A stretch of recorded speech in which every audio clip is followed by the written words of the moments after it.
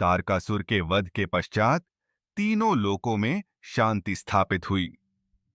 देवता, ऋषि और समस्त प्राणी कार्तिकेय की स्तुति करने लगे।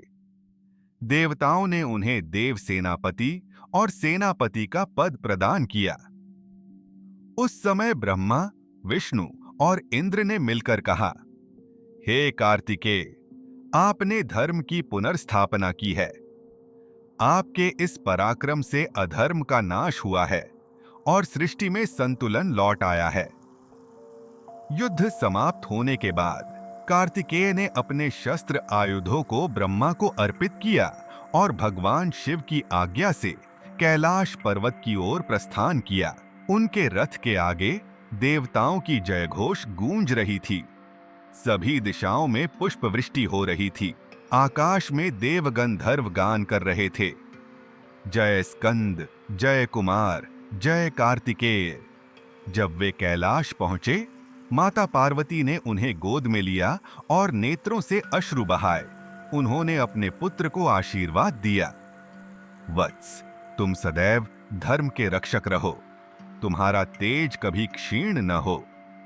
भगवान शिव ने उन्हें स्नेहपूर्वक आलिंगन किया और कहा, वत्स, आज तुमने वही कार्य किया है जिसके लिए तुम्हारा जन्म हुआ था। तारकासुर का अंत तुम्हारे द्वारा ही होना नियत था और तुमने उस नियति को पूर्ण किया है। देवताओं ने मिलकर कैलाश पर एक भव्य यज्ञ किया।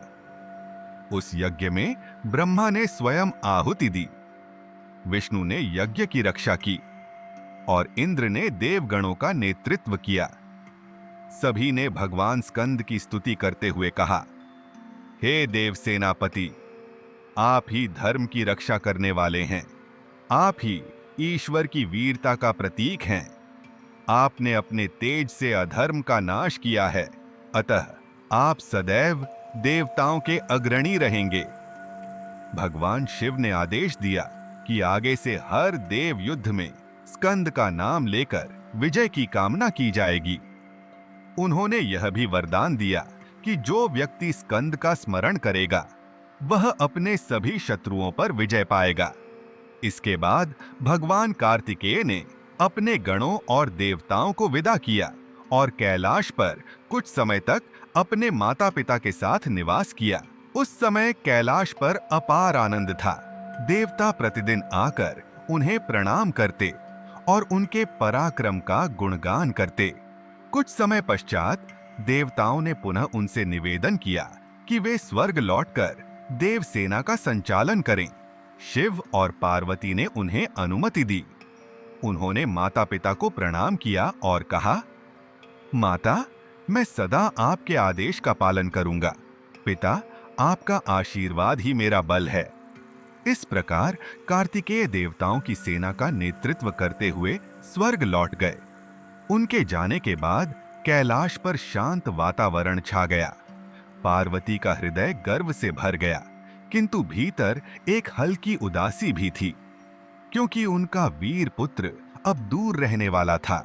यही वह क्षण था जब माता पार्वती के हृदय में मातृत्व की नई भावना जागृत हुई कि उन्हें एक ऐसा पुत्र चाहिए जो सदैव उनके पास रहे। यही भावना आगे चलकर गणेश के जन्म का कारण बनी।